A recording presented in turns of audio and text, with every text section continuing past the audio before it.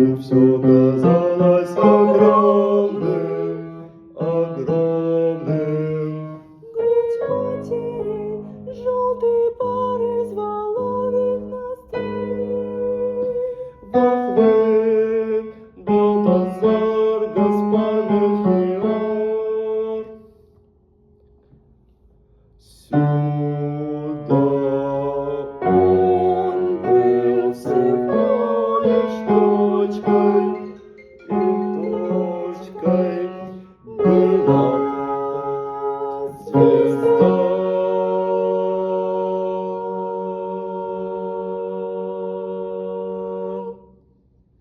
Внимательно, не мигая, сквозь ветвие облака, на лежащего взгляд